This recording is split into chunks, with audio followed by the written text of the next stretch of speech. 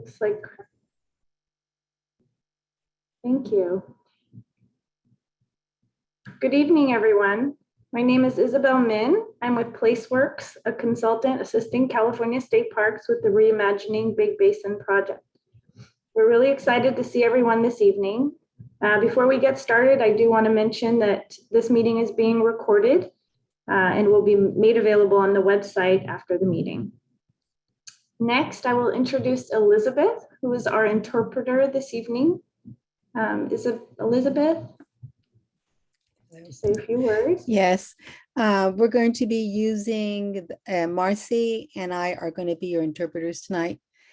And we're going to be using the Zoom function. Entonces vamos a estar usando la función de Zoom después de este anuncio y se activará la opción de interpretación y van a ver un icono de mundo en el fondo de la pantalla y ahí van a escoger ese mundo y van a escoger la opción de la lenguaje español. Si están usando un portátil, van a buscar la opción en el fondo de la pantalla, busca los 3 puntitos. Y si están usando un celular, en el fondo de la pantalla van a ubicar los 3 puntos y ahí van a escoger el mundo y el idioma español. Okay, I'm done. Thank you, Elizabeth. I will turn it over to Janet Chang with PlaceWorks just to give the overview of the Zoom webinar controls that Elizabeth explained in Spanish. Thank you, Elizabeth. I'll just run through some slides here to show what you'll see on a computer to access the Spanish interpretation. Entonces, en el fondo pueden ver el icono del mundo y ahí van a ver las 2 opciones de inglés en español y van a escoger la opción de español. Continue. At the bottom there, there's an interpretation button and you can choose that Spanish option. I said that already. Okay, next slide, please. If you have a question during the presentation, you can access the Q&A function at the bottom, and you will have a screen that pops up where you can type in your question. Sí, durante vamos a tener la opción de preguntas y respuestas y eso se ve en el fondo de la pantalla que es Q y A. Y entonces ustedes van a escoger eso y ahí pueden teclear sus preguntas. I'm going to start the interpretation now. Vamos a If iniciar. you have, if you would like to access the chat window if you're having any technical issues or want to submit just general comments, you can access the chat button and enter in your text through that window. And so you can type your chat message in that right-hand side window. Entonces ahí se ven que tienen la opción de escoger español. Si quieren poner Thank you, Janet. And then comentario. lastly, on a smartphone, if you're joining us that way, you can see those buttons at the bottom of your screen and either choose interpretation through there or click the Ask a Question button to type in your question through your smartphone.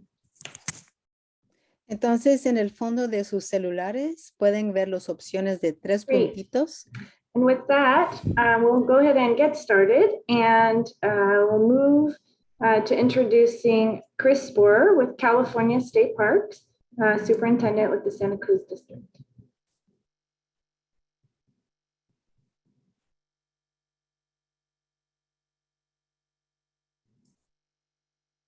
Chris, I think you're muted.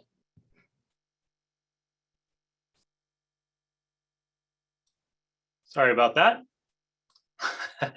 Good evening, everybody, and thank you for participating and supporting our reimagining effort. I am Chris Sporer. I'm the district superintendent for state parks in Santa Cruz and San Mateo.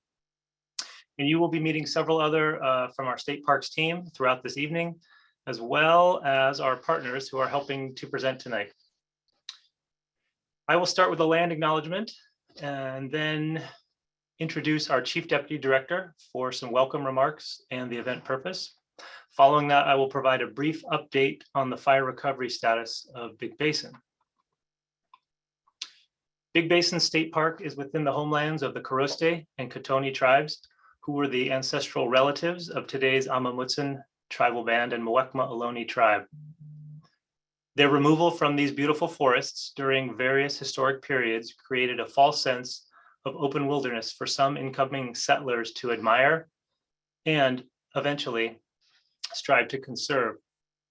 Today, the tribal descendants of the original inhabitants are working with state parks to restore traditional stewardship practices on these lands and, in partnership, to reimagine the future of this wonderful place.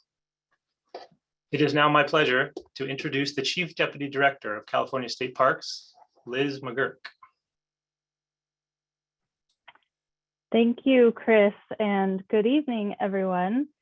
Again, my name is Liz Mcgurk, and I am the Chief Deputy Director at California State Parks.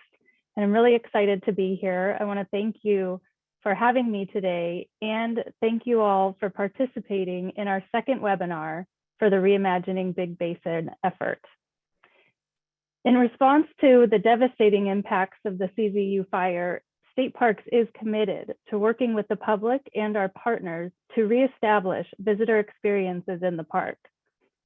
While the impacts of the CZU fire on Big Basin were tragic, this tragedy brings with it a unique and compelling opportunity to reimagine visitor experiences at the park and do so in partnership with our visitors, creating a park together with our partners and the public. With the reset of the park ecosystems, along with the built infrastructure, we now have an opportunity to rethink and reconfigure the park's camping, trails, visitor serving services, and utilities, and to build and manage them in ways that allow the park to be more resilient to the changing climate. We also have the important obligation and opportunity to make the park most welcoming and inclusive to our diverse population.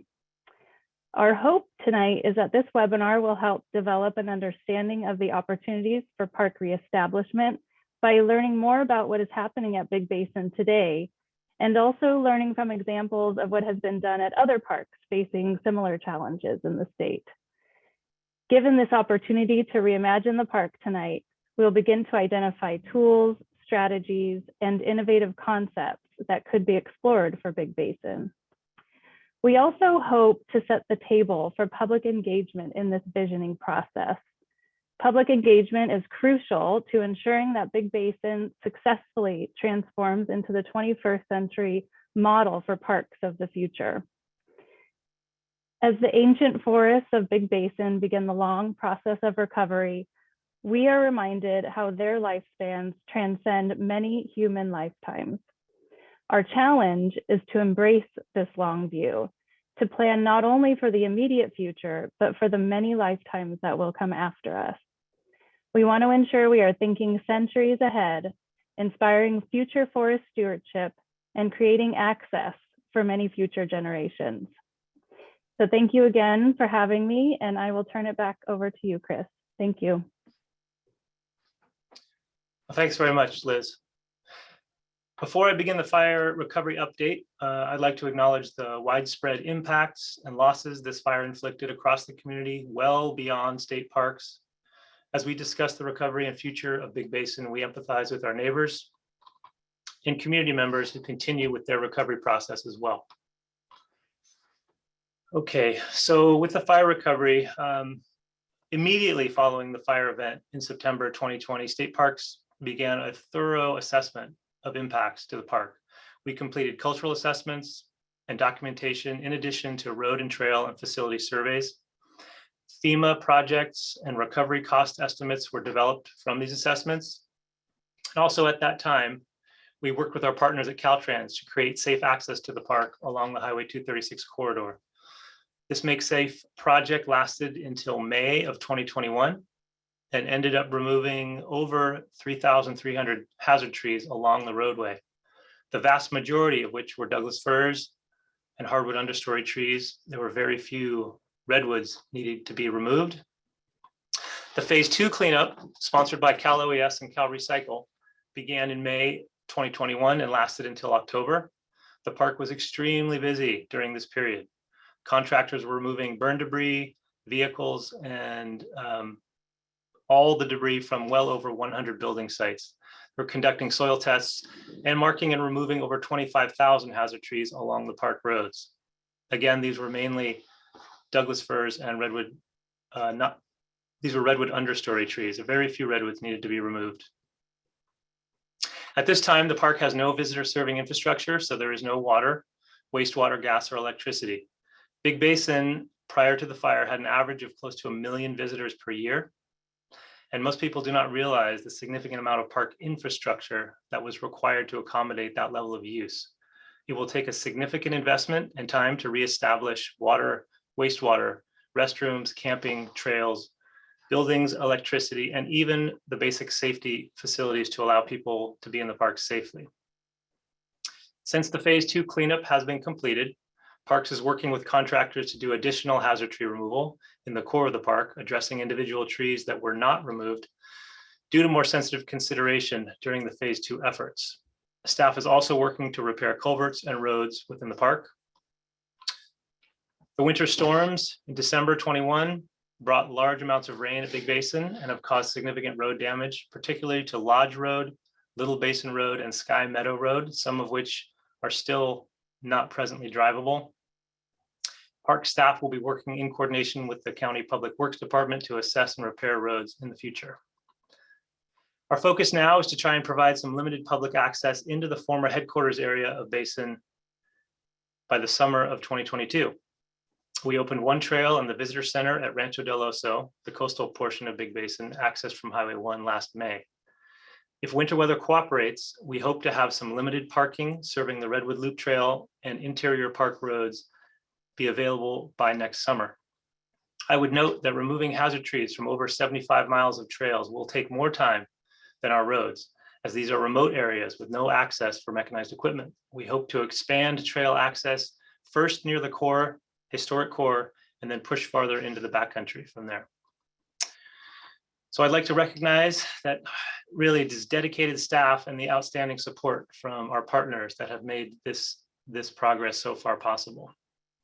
We have a long way to go, but together we are very optimistic about how Big Basin can be reimagined into the future. So at this point, I will turn it back over to Isby for an overview of the planning process.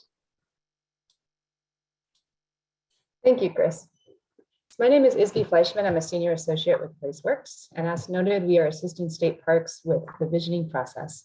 And I just want to take a moment to give a snapshot of this overall process and emphasize how you can continue to participate after tonight. And the next slide.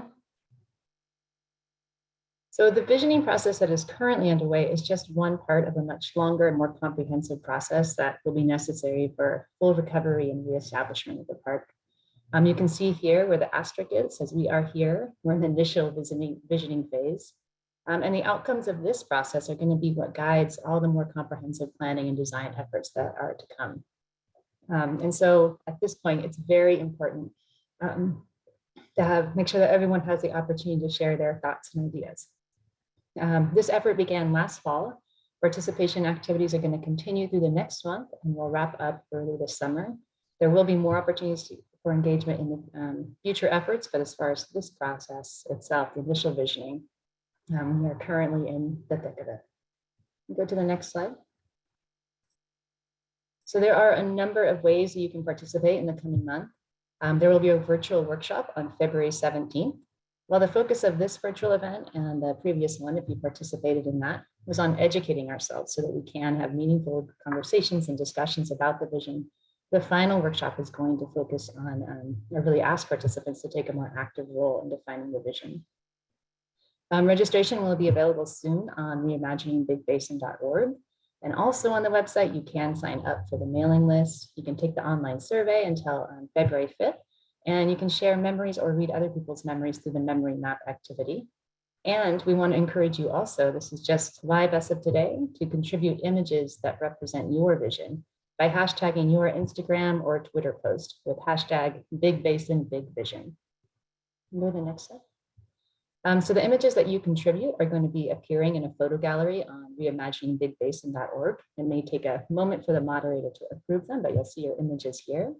And you can also post images directly on the website. So please do check it out. We're excited to see your visions come in. Right. So before we get started with the presentations tonight, we do want to take a minute to learn about everyone who's here. You're going to see a poll appear on your screen. There's 3 questions, so you're going to want to scroll down to see all the questions. The first 2, you're going to have 1 answer. The first one is, how often did you visit Big Basin State Parks prior to its closure?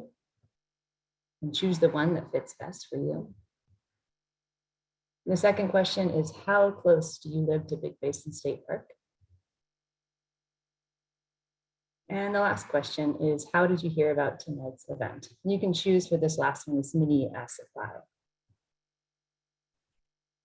And we'll give another couple minutes for everyone to respond. If you don't respond tonight, that is completely fine. This just helps us get a sense of who's here and welcome everyone.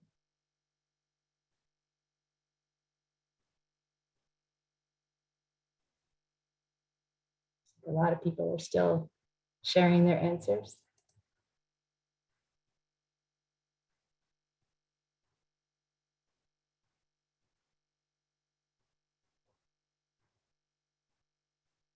Right. A lot more answers are coming in, so we'll give another minute. And then we'll see where we're.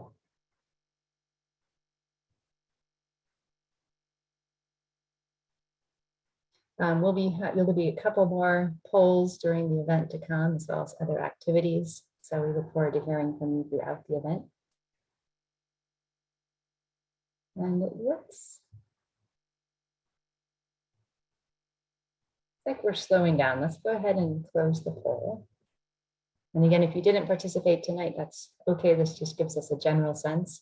But just looking here, it looks like the question, how often did you visit state parks, or Big Basin State Park prior to its closure? Looks like we had a lot of people who have visited, and as well as some people who've never visited before. Most people looks like have visited at least a couple times. That's great. Welcome everyone. And how close do you live? Looks like we also have a big range here with a few people outside of the United States. However, most people living within 50 miles of the park.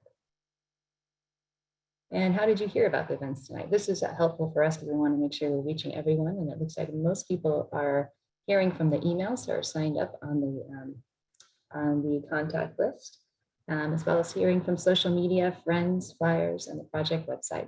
Thank you for everyone who told their friends about tonight's event. All right, we can go ahead and close the poll. And let's go to the next slide. So in just a moment, I'm going to be inviting Jay Chamberlin, the Chief of Natural Resources for California State Parks, to set the stage for tonight's feature presentations by providing an overview of climate and resilience efforts at the state park level, as he is very involved and familiar with these efforts. Following Jay, Will Fort, the Big Basin Senior Project Manager, is going to introduce the feature presentations addressing both resilient management and design.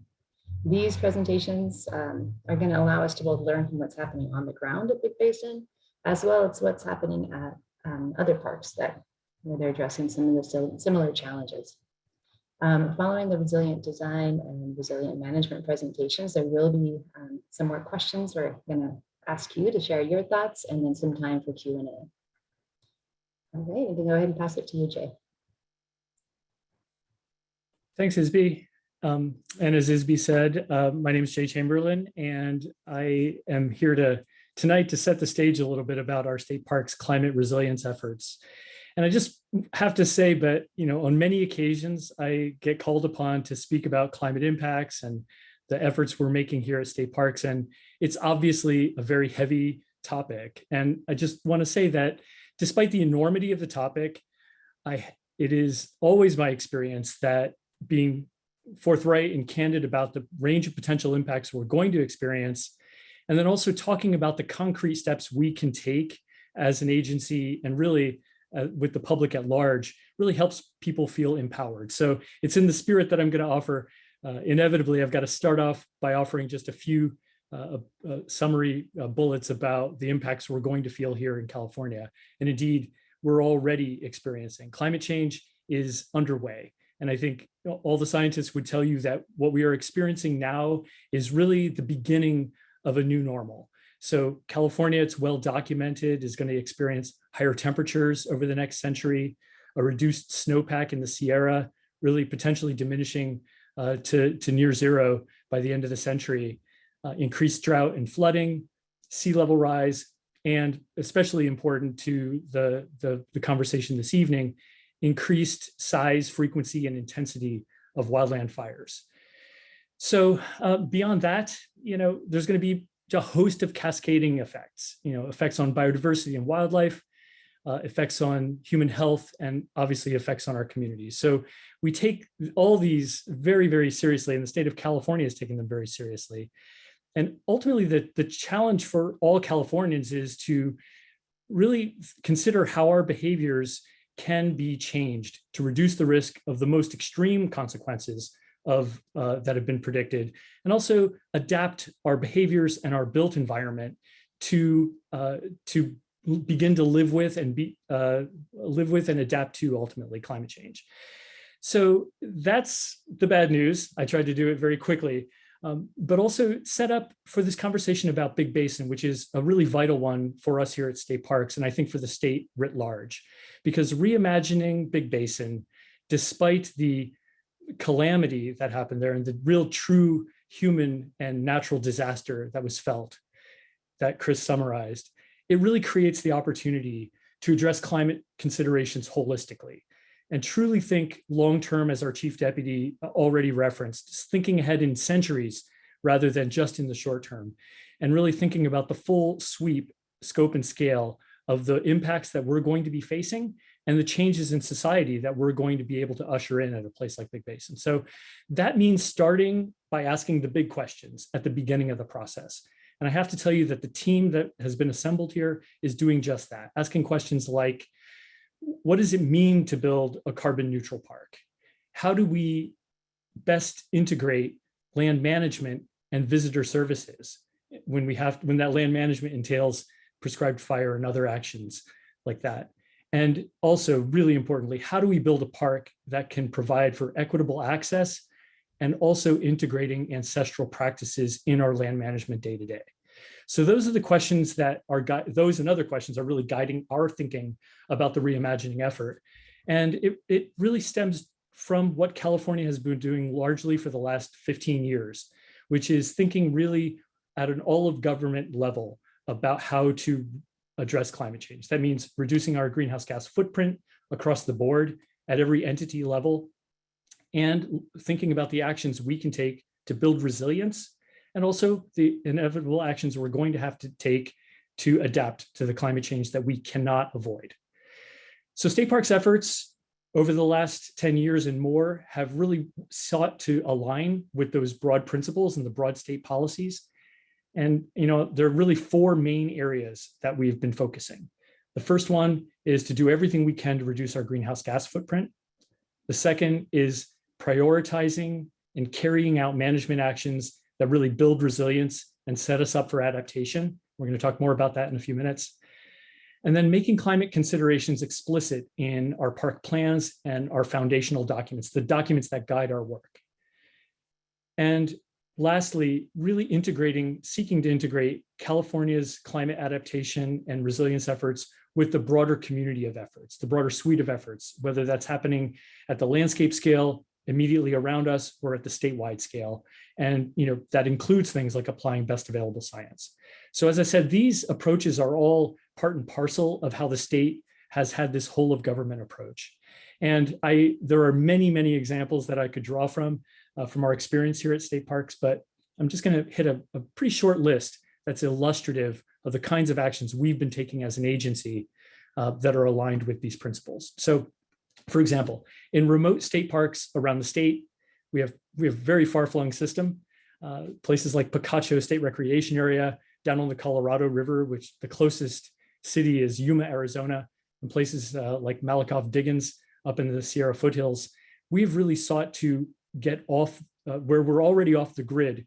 We are really moving ourselves to alternative energy and really working hard to reduce that greenhouse gas footprint at the source. We're also reducing our greenhouse gas footprint by using zero emission vehicles around the state. Already more than 25% of our new vehicle purchases are zero emission vehicles, electric vehicles. And by 2024, it's going to be half of our fleet purchases. And that is supported by, in over 200 parks, well over 200 parks at this point, we have electric vehicle charging stations. And that is an ongoing effort to increase that number as rapidly as possible. And other examples, State Parks has reduced its water consumption over the recent years by more than 22%. And that's significant, of course, because besides saving over 130 million gallons of water per year, we've been able to really reduce the energy flows that are associated with that water delivery. And of course, address issues like drought that are part of climate change. Sea level rise adaptation, we've worked really hard to develop an integrated approach, a strategy that will really align all of our future efforts at our coastal parks at the project level and the planning level to meet the needs and address the issue of sea level rise. And interpretation and education. We have a huge opportunity to educate the visiting public. More than 70 million people come to state parks each year. And we've really worked to scale up our education programs using our interpretation and education division and drawing really on national models of education to bring the difficult story of climate change to the public, but also helping empower the public with the steps that they can take, and also thinking, of course, about the institutional level. And last, in this section is talking about our general plans. We of course are an entity that carries out management actions based on plans.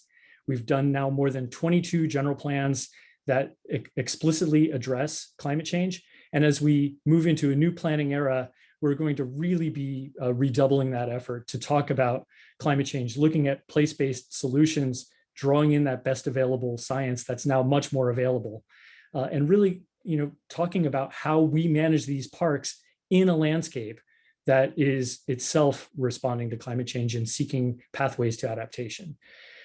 But one thing that's worth pointing out here is that in all those planning efforts, in most of those planning efforts, we are inheriting a built environment, often a built environment that was, that is of historic significance, and was definitely built in another era and perhaps not as aligned with the natural conditions and natural processes. So, we're well aware today that the way you construct your infrastructure can certainly disrupt natural processes.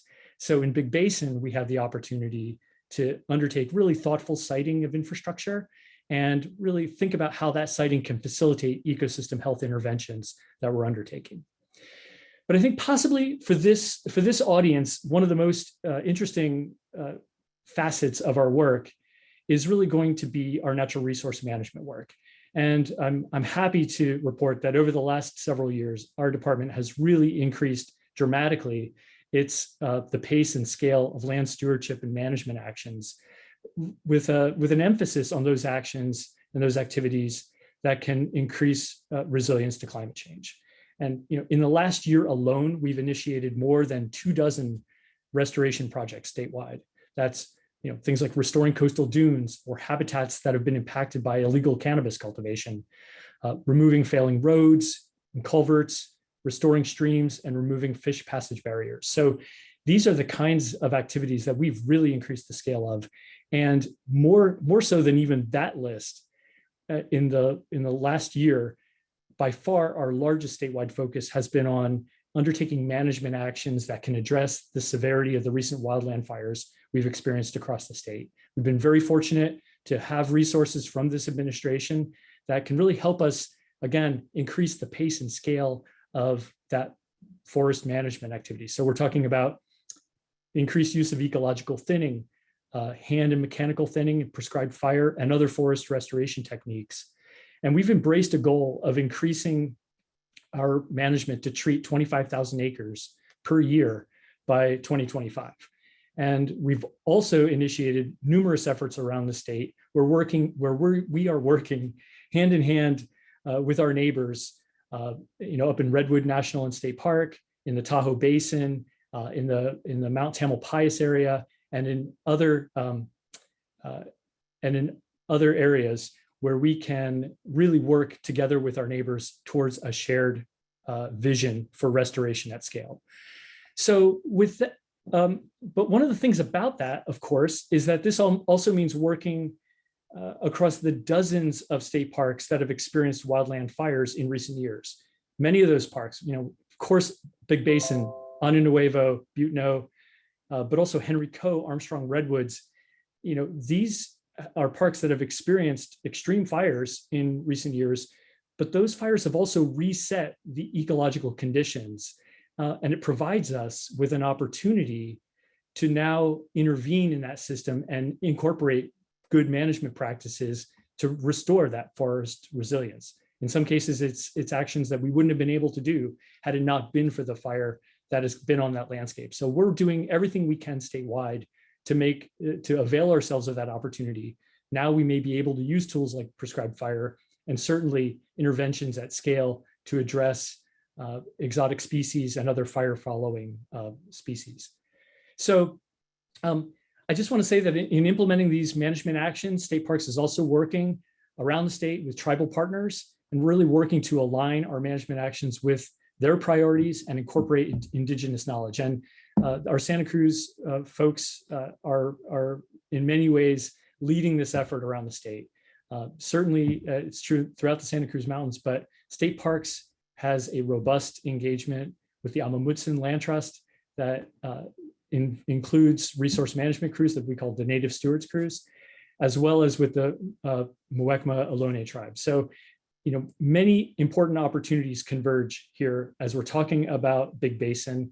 And I really do feel, once again, that it is an opportunity for us to get planning right the first time from the outset and really plan with that next century in mind. So the other thing I just want to note is that it does provide that opportunity to engage meaningfully at the landscape scale. There's a very, very vibrant landscape scale partnership in the Santa Cruz Mountains Landscape Stewardship Network that is undertaking climate adaptation planning at a large scale.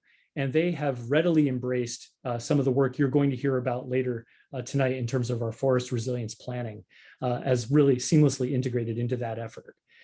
And finally, I just want to say that State Parks and this crew that you're hearing from tonight and others are really working hard to learn the lessons of the many partners that have done innovative and adaptation-oriented land management and really looked hard at their built landscape and their management practices. The National Park Service, certainly many other land trusts and conservation organizations, as well as partners from many other walks of life, have lessons that we can learn from, and we are drawing from them actively as we set our course here with the Reimagining Big Basin effort. So I hope as you listen to the other experts on tonight's webinar, you're going to be able to hear some of the threads that I've started talking about here and really listen to the expertise that they're offering, because it is really aggregating a large amount of innovative thought in one place. But for now, I'm going to hand it over to Will Fort, the Senior Project Planner for the Reimagining Big Basin effort, to take us from here. Great, thank you, Jay. Good evening. As he said, my name is Will. I recently joined the team here as a project planner with Big Basin. And I would like to introduce the next topics and set of speakers tonight. So this next portion of the webinar will cover the forest management strategy for Big Basin, Butanol, and Nuevo state parks. And this multi-year project kicked off last year and will assess the condition and the management goals for these post-fire forests in these 3 park units. Giving a talk will be Tim Hyland and Steve Otten. Tim Hyland is the Natural Resource Program Manager for the Santa Cruz District, the state parks, and has worked for the district for the last 25 years, including being a burn boss and leading the prescribed fire program in the district. Steve Otten is the principal of ARC, the forestry lead preparing the forest management strategy for state parks in partnership with Save the Redwoods League and Parks California, and has worked as a professional forester in the Santa Cruz Mountains for over 20 years. Both Tim and Steve have extensive knowledge and experience with managing coast redwood forest and other vegetative communities in the Santa Cruz Mountains for long-term ecological goals. So I will now turn it over to Tim to kick it off. Thanks a bunch, Will. Appreciate that introduction. As you've already heard, on August 16th, there was a lightning storm that sparked thousands of fires across the state, overwhelming the suppression resources that were able to be mustered at that time. Many of those occurred in Santa Cruz and San Mateo County and in state parks, as well as in surrounding areas. Most of them were able to be controlled in those first several days, but several were not. And so on August 18th, when we got a resumption of our normal onshore winds, these fires merged, and in the next 6 to 12 hours burned more than 90% of Big Basin State Park, along with many, many houses and other infrastructure. And just a catastrophic loss to the community. Next slide. So state park staff, as Chris said, immediately were on scene to assess the damage. This was the morning following the blow up, when we were hopeful that there might still be something to save. But there really, by the time we got there the next morning, there really wasn't anything to be done. All of the damage had been done to the infrastructure of the park. I show this slide because that drippy bit of metal in the middle of the slide is, the aluminum portions of the engine block of that truck. So that truck was parked in the middle of an asphalt parking lot. There wasn't any fuel, within 30 feet of it. And still the fire was intense enough to melt aluminum. And so that sort of intensity makes the recovery that we're seeing all that much more remarkable. Next slide, please. So how did we get to the CZU fire? Why did that happen? You could talk about the record heat that occurred the week prior. You could look at the lightning that started those fires. You could talk about the wind that blew those fires together. But if you were to look at those proximal causes, you'd really be missing the bigger picture, because one of the reasons that we had an event like that was because of past land management in the Santa Cruz Mountains and much of the country, really. Now, the vegetation in the Santa Cruz Mountains that has existed since the current climatic regime has existed in tandem with people. There have, for the last 10 to 14,000 years, been people on this landscape. And as Chris acknowledged, these people were the first stewards of this land.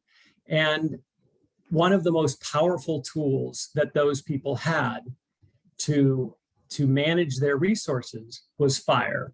And they used fire to encourage the sort of growth that was useful for basketry, for creating bows, they had to get everything they needed from this landscape. And fire was one way that they could get straight shoots of willows and dogwood and other species, and clear underbrush so that they could hunt more easily, and encourage browse for game that they would be hunting. So fire was something they used, and they used frequently. And these forests are adapted to fire.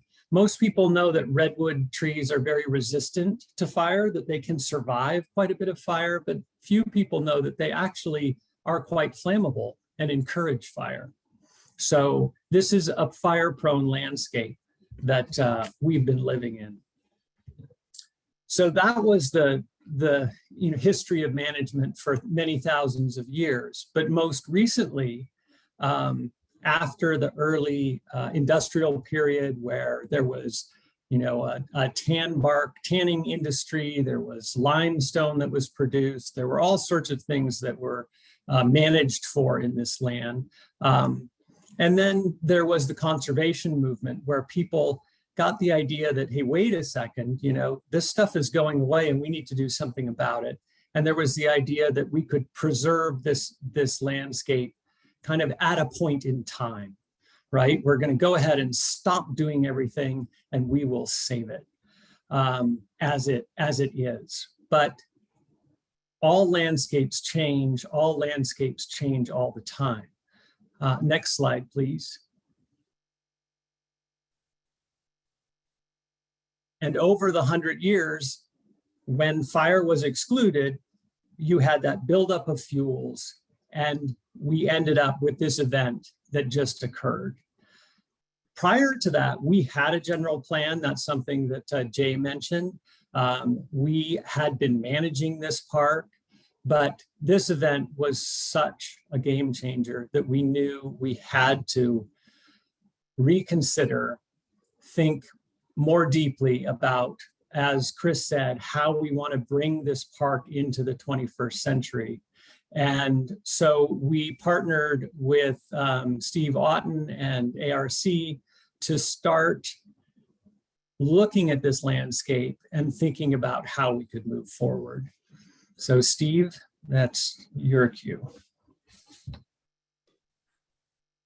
Thanks very much, Tim, and really appreciate the opportunity to speak with everyone here today and talk to you about the forest management strategy. And just some really great words from everybody and what they were talking about in the direction of things. And I think in a lot of ways, what I'm thinking about now is like, okay, it's time to get going. What are we going to do here? And a big part of the first stage of the forest management strategy is to conduct a general assessment of post-fire conditions and generate a set of recommended actions for state parks to consider in alignment with their goals, right? And in this sort of process, we conduct the actions to find the background information, right, about what is available to us through the 2013 general plan, the Marble Mirror-let landscape management plan, and a variety of other documents. And staff has been great to work with on regards to this information and working with us out in the field too. And so, and just to kind of, if I could get a slide, please, and to kind of set the stage for this a little bit, this is the Watershed and Streams Map that comes from the general plan, right? And this information really set us up and kind of gave us some direction.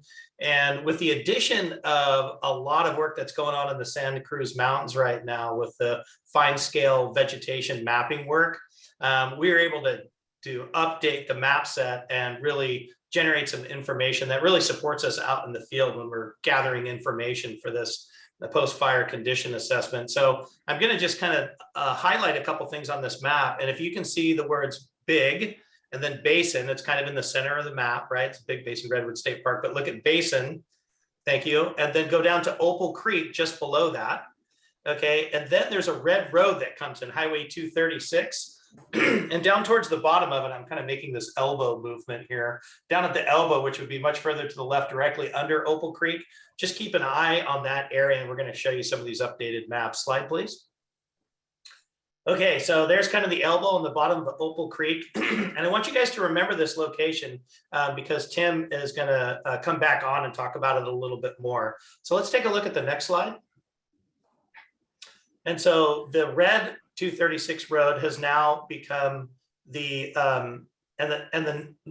excuse me, the red road has now become a yellow road. And if we take a look at this map, you can see the amazing level of accuracy that we now have. And it really helps us out when we're conducting this assessment, right? This assessment is across Big Basin Redwood State Park, Nuevo State Park, Butanol State Park, and it's covering about 24,000 acres. And so one of the things that we're able to do is to break these areas up into different sub-watersheds that are about 50 to 150 acres to try to assess them in regards to what their conditions are regarding tree mortality, what their conditions are in regards to vegetative response, and be able to more clearly identify those important sensitive resources that we need to think about while we're moving forward, centered on additional cultural resources we might find, water courses, and looking at fire severity and reevaluating how our forest types are delineated. And importantly, this blue line grid shows a systematic random sampling system that was set over the forest to start thinking about how we might want to conduct a long-term monitoring. So, and these field investigations are underway. And since we started in kind of late fall, and we've completed about 75 of these sub-watersheds so far in the eastern Waddell, which is around Big Basin and Big Basin headquarters. But as winter came on, then we moved out to the west, out to Butanol State Park, and we're probably a little bit over 100 sub-watersheds have been completed so far to conduct this post-fire analysis. And that hopefully around this summer, we'll get to a point where we've completed those plots. We're starting to put together some summary information and thinking about this set of recommended actions in concert with State Park. Excuse me. So, slide please. So so because we don't necessarily have some summary results, I think we should still talk about some of the things that we're observing, right? And Jesse, if you want to just go ahead and just slowly bring up these pictures, right? So there's a whole series of photos, and I want everybody to keep in mind that these photos are from the East Waddell, right? That saw high severities and very high severities, right? And I think one important thing to really remember about this forest is that it is definitely having a response to this fire, and I would say a positive response, right? When we look at the tree mortality around redwoods, yes, in our high severity, very high severity, we're seeing mortality rates for redwoods that are really high in the 12 inches and less category. And as the severity gets even higher than that, we're seeing it in some of those 16-inch diameter trees too, where they've succumbed to the severity of that fire. But super important to remember that we see a lot of resprouting redwoods in these photos, but we also see a lot of mortality in our hardwoods and Douglas fir in the photo in the upper left-hand corner, photo in the upper right-hand corner. And but at the same time, yes, the stems, those trees, they succumb to fire, but the response from the root masses, these root masses are still alive and they are sprouting like nobody's business. In some places we're seeing regeneration that's 4 feet and 5 feet. And you can see that picture on the far left, one of our foresters out there who's close to some regeneration, taking some measurements on the trees. And so that level of mortality when we transition out of that redwood zone does get extremely high, but the vegetative response is exciting. And I think one important component that many of you are probably seeing that I like to identify from past experience in wildfire in the Santa Cruz Mountains is that there's a species called Ceanothus thericiflorus, or blue blossom, and it is a fire follower. And what happens is in some of those areas that are receiving the most sunlight, that stand of blue blossom starts coming up, and it kind of becomes the new forest layer in these areas that were exposed to super high severity. And it does get super thick, but it's also a nitrogen fixer. So at the same time it's getting taller, it's starting to open up these gaps in the bottom of this new canopy below Ceanothus. And those leaves on the bottom are falling. They're nitrogen fixers on the forest floor and promoting some more of those shade tolerant species, right? This is that cycle of fire. And then our trees get back over the top of it and begin to shade out that Ceanothus, and it puts us back on this cycle. So in a lot of ways, yes, the forest is definitely trying to clear itself out. We are definitely on track for that and looking at ways to increase that resiliency, but it's also in a positive cycle and how we're thinking about this regeneration. So that was about tree mortality and vegetative response to wildfire. If I could get the next slide, please. The other thing that we're doing out in the forest is we're conducting tree coring. And what this is that we have a device that's threaded, and it actually cores into a tree, and then you insert an extractor and turn it over, and it'll pull out a core of tree rings. Slide, please. And so if you look at this picture, this is one of those cores that was taken from an old tree in the East Waddell. And just to kind of describe this setting, if you look out to the left of it where that white wood is, that's the sapwood that's near the bark. And then you can kind of see how this core goes interior of the trees. And I think people most commonly recognize that you can see the tree rings, right? And count the years. So when we're out there we're putting black marks on every 10 years of this tree. And you can kind of see those go all the way down until we proceed about 3/4 to the right, and we can see a break in the wood, and the wood gets really dark, and then the wood changes color. That's about 1676. That's the year 1676. And if we actually look 12 years later, which would actually be going left on the core, it takes us out to the late 1680s, and we find another burn that happened there. So we're able to kind of see information across a landscape about fire history to some degree. And there's been a lot of work that's been done on fire history in the Santa Cruz Mountains, identifying different frequency return intervals. One of them from Stevens' work, Scott Stevens, Cal Berkeley, 2005, indicates about maybe a 6 to 15 year fire frequency return interval. And interestingly, in Huddart Park, in this study, which is east of Highway 35, many miles away from Big Basin Redwood State Park, he has instances where he hit points where fire occurred in Huddart just around these very same timeframes. In addition, Greg Jones's work, master's thesis work, San Jose State University under Will Russell, out on the west side also had a conflagration of points around the late 1670s, 1680s era. And you can see both of those studies just to see the amount of fire. And of course, this fire is pre-European, right? The Portola expedition around 1769 sort of places that marker. And this is 100 years prior to that. So we know that there's frequency return intervals, and that fire is here, and that fire will be here. And another way that I remember this, slide please, is having spent a lot of time working in a fire that was called the Lockheed Incident from 2009. It was about a 7,800 acre wildfire. And at the time, it was a large wildfire, now dwarfed by the size of the CZU. And the kinds of responses, the kinds of regeneration that we saw in the Lockheed fire, we're seeing now in multiple locations, even outside Big Basin too, based on that level of severity.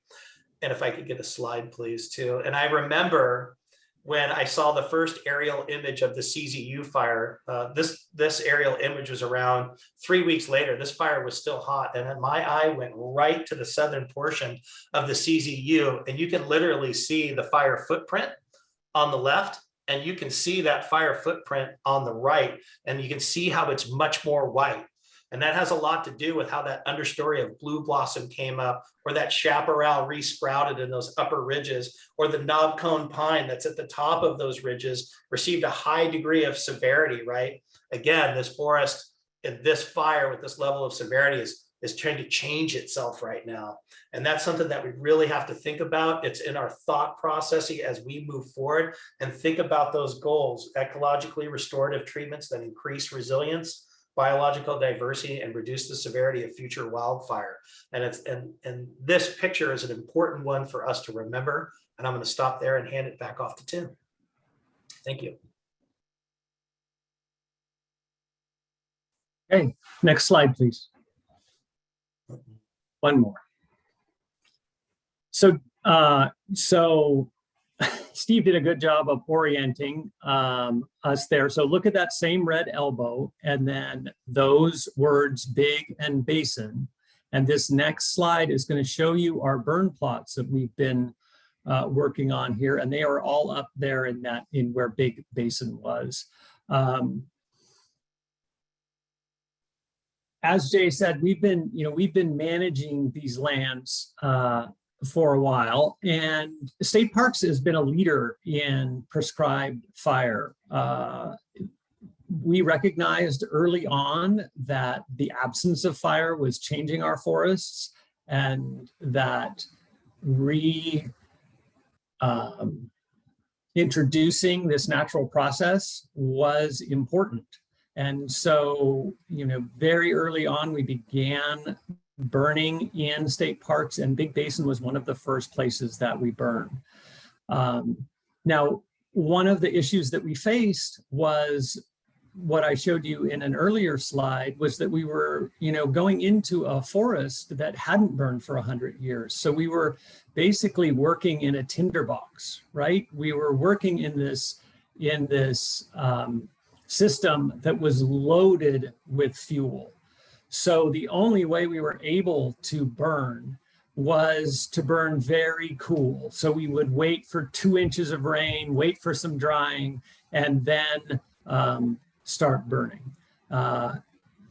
Doing that, we were successful in reintroducing fire to much of Big Basin. And a recent master's thesis, also done out of Will Russell's lab, showed that we achieved our goals as far as what was stated in our burn plans to reduce small diameter tan oaks and to reduce fine fuels on the forest floor. But our larger goal of protecting the old growth redwoods in the heart of Big Basin, that it's hard to say how we did. Next slide. This is a slide of fire severity from the CZU. And again, think about where headquarters is down in this, kind of lower right, and that's all bright red, right? That's the old growth that we were trying to protect. Now, some of these plots are light green, and maybe some of the work that we did when we burned a little hotter and we burned more recently, if you look at the dates here, a lot of these burns are 20 plus years old. Perhaps these other burns were more effective. And we have another master's student who's looking at rereading those same plots and trying to see if there's a reduction in severity that we can tie to the work that we've been doing. So hopefully we will get answers in that regard. But next slide. Jay mentioned that this fire has presented an opportunity for us to expand the pace and scale of this work. Well, how is it that what are the details? Put some meat on those bones? What it's done is it has reduced those fuels. So now we are not working in that tinderbox. We're working in an environment that is much less flammable, that is much more conducive to controlling prescribed burns. Also, because of the damage to the infrastructure, it's opened up opportunities to burn in places where we hadn't. If you look on the right side of that slide, there's a whole lot of no burning, right? Well, that's because that's where we had our, next slide, had all of our, other way, there we go, had all of our infrastructure. And so now we have the opportunity next to create burn plots there. And if we put infrastructure that is conducive to that, we'll be able to also include those areas where we're burning. Next slide. Also, because of this reduction in fuels, we can increase the size of our burn plots from roughly 300 acres apiece to more like 1,000 or 1,500. So we could triple the amount of area that we're able to burn. And the larger the plot, the less perimeter, right? We have less control line per acre. So it actually also drives down costs. Next slide. But along with those opportunities, next, there are also all of the constraints that we've always dealt with prescribed fire. Everybody says, we need to do more prescribed fire. We need to do more prescribed fire. And I couldn't agree more. But there's a reason it doesn't get done. And when somebody talks about doing something risky, something that has potentially negative consequences, what's the saying that springs to mind? You're playing with fire, right? So right there, as soon as you light a match, there is the possibility that despite 30 years of really a great track record, there's always the possibility of something going wrong.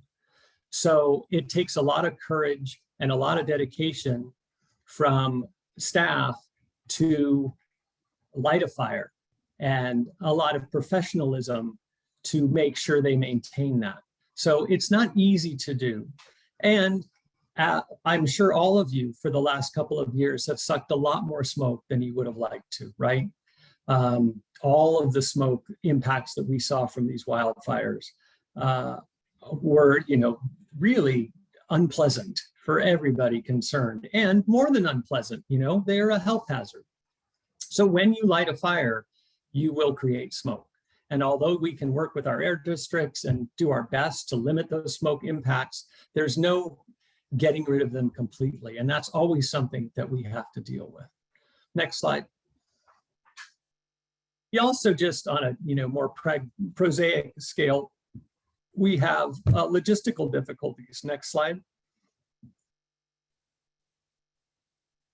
The CZU fire made a lot of snags. Like Steve said, there's a lot of standing dead trees. And when fire gets up into standing dead trees, it becomes very difficult to control. So getting to a place where we can safely light these fires requires us to do something about all of those snags. There's always the challenge of resources. When we want to burn, often Southern California is on fire, right? So the suppression resources are being pulled away and we're unable to do that. And then anything that's reliant on the weather, you win some, you lose some. Nobody gets to control the weather. So there are always challenges there. Next slide.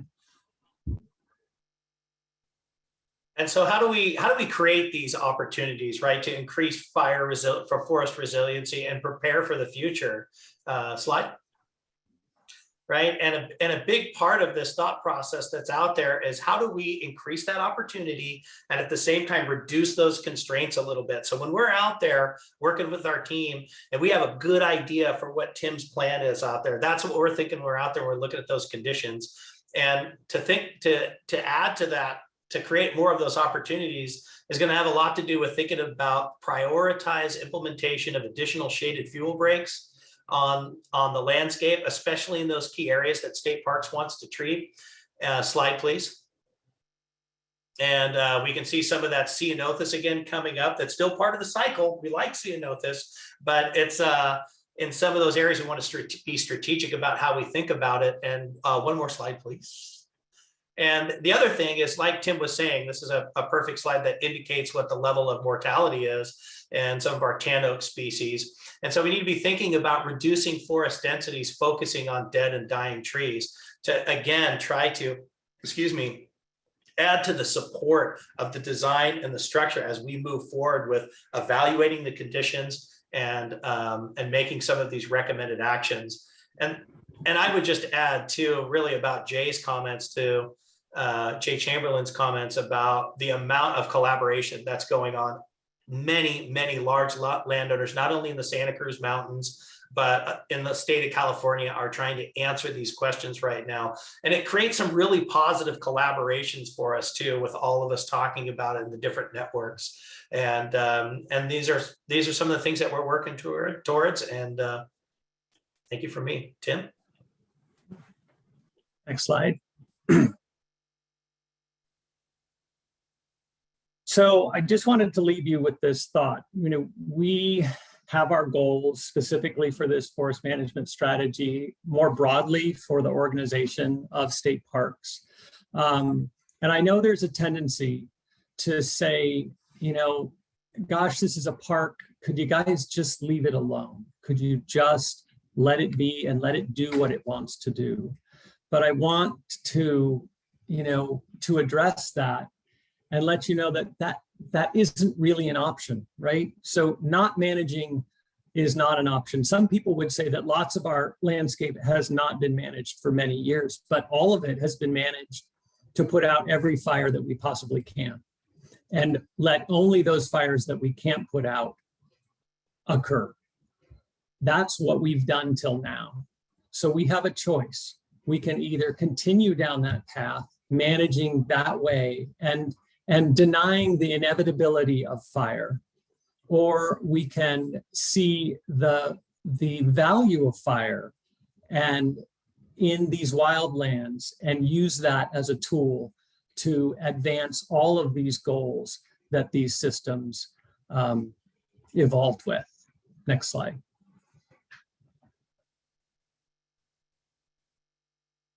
Thank you all for your attention. Appreciate it. Thank you, Tim. Thank you, Steve. Before we go, we have a little bit of time for Q&A. That was really great. But before that, I just want to invite everyone to respond to the presentation by answering a few quick poll questions. The first one asks, what new information you learned tonight? We're really curious what's new for you, what some of these things you may have already known. You can select this mini as you want. And the second question is what strategies you're interested in learning more about. A lot of information was covered, and for some of you, you may be experts, and others of us may be we're surprised by some of the things tonight. So thank you all for sharing your input. If you do have questions, please do submit them in the Q&A tool in the bottom of your Zoom toolbar.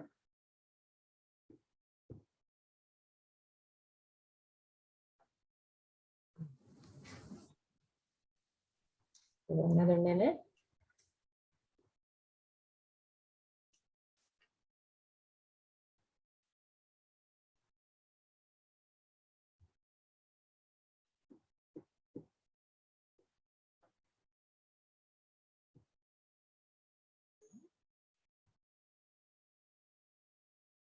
Looks like about half of us have participated. Couple more moments here.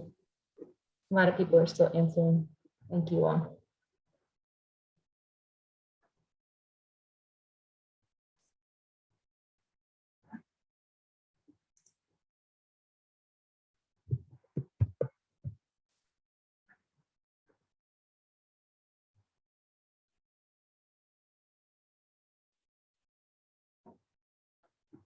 All right. I think we're slowing down. So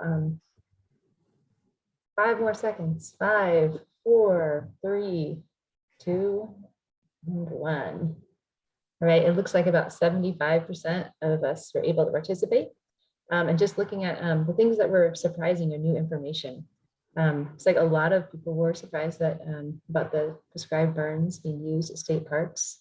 And the satellite images being used, and scientists developing a strategy for prioritizing restoration.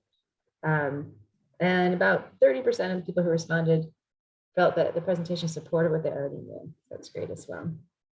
And it looks like people would really like to learn a lot more about all of the topics offered here.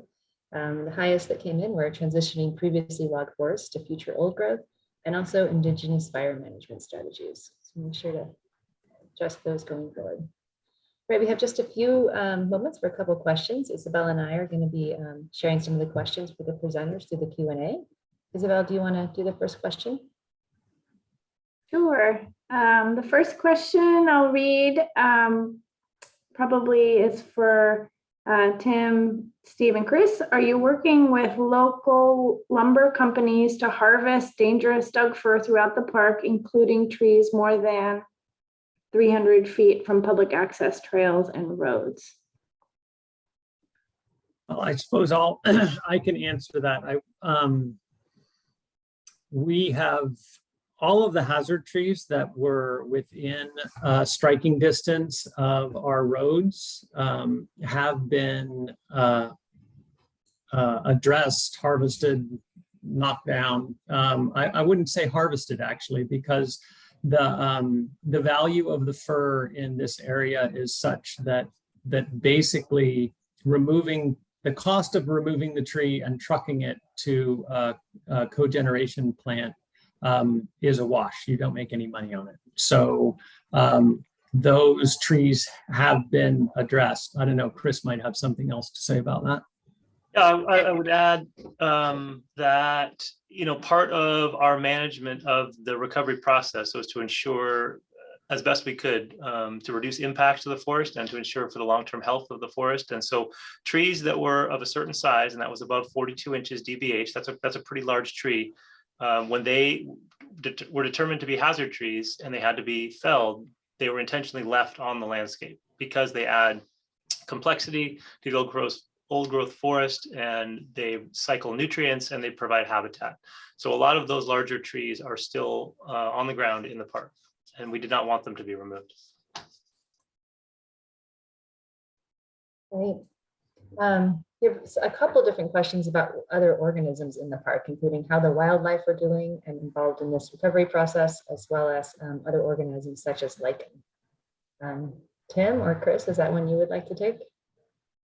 I'm happy to, although mostly what I can say is we're studying that pretty closely. We got a lot of great bird survey while the tree work was going on, because it did occur during nesting bird season. And so we were really actively searching for and finding bird nests. So we have a really good idea of what's going on with the avifauna in the park. And not surprisingly, you know, some of those chaparral species didn't do particularly well. Woodpeckers are doing fabulously. We actually had a marbled murrelet nest that was recorded right in the headquarters area during the removal. So we've got some really good information on that, and we're getting more information currently from trail cameras, et cetera, on mesomammals.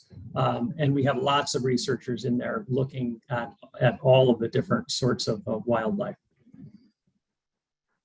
Great, thank you.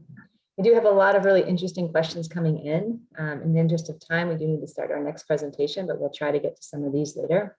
Any questions that we aren't able to answer tonight, we'll try to answer, follow up on the website following the event. Will, I'm going to pass it to you to introduce our next presentation, and thank you again, Steve and Tim. Thank you, Isby. So I would like to now introduce the next set of speakers and the next topic for our webinar tonight. This portion of the webinar will cover designing resilient parks, and we'll be covering some lessons learned from a very relevant project, which is the restoration of the Mariposa Grove of giant sequoias in Yosemite National Park. This portion will be presented by Brendan Connolly and Schuyler Greenleaf. And Brendan Connolly is a designer and managing partner with Mithun, which is an integrated landscape architecture and planning firm on the West Coast. His work has included numerous park planning projects, including many within Yosemite National Park. And Schuyler Greenleaf is a chief of projects for Yosemite Conservancy, where she worked closely with the Yosemite National Park personnel to plan, design, and implement projects funded with donor funds. With 20 years of experience living and working in the park, she has a deep knowledge of the place and stewardship practice in the park. And she said working with design teams is her favorite part of the job. So I will turn it over now to Brendan to start the presentation. Thank you, Will, and thank you to the other speakers and all of you gathered tonight to learn more about Big Basin. I think one of the most exciting things about design from our standpoint is really the collaborative effort of knowledge sharing, and it's a really important foundation for effective design work to move forward at Big Basin. I'm the project leader for the design team with Mithun that was working in collaboration with Schuyler, Yosemite Conservancy, and the National Park Service, as well as many consultants on this important project in Mariposa Grove. And like Big Basin, a lot of the same regime of fire suppression and the prehistory predated the planning work that we did, and a lot of the issues are very parallel. We'll get into that in just a moment.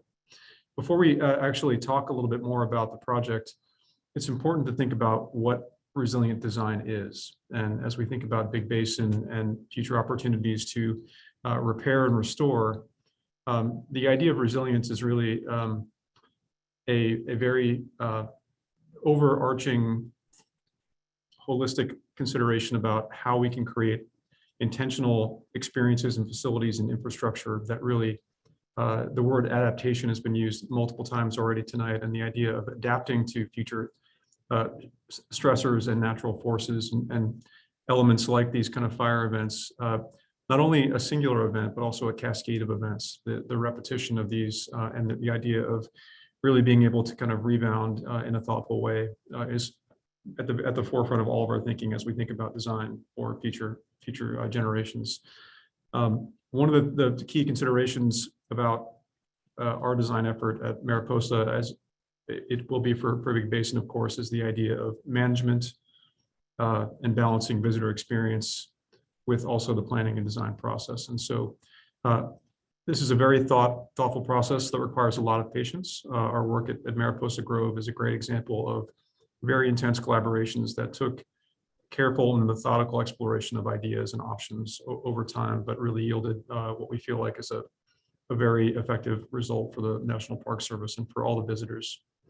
And so as we think about Big Basin, a lot of the issues that we tackled with Mariposa are very parallel. Not only the kind of response to fire management, the ecology that has resulted, the health and well-being of the climax species of the giant sequoias in this case, very much like the redwoods in many ways, but also the hydrology, the visitor experience, the access, the architecture, the transportation, logistics, and circulation. All of these elements and a lot of the pressures that were on Yosemite were also present in Big Basin before the CZU event. And so we'll get into that in more detail.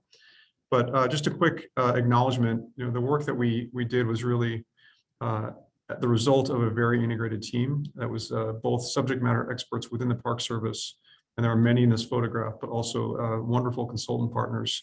Our collaboration with PlaceWorks and many of the future consultant partners on this Big Basin effort will be very similar in the idea of kind of really relying on the highest and best knowledge and sharing that readily.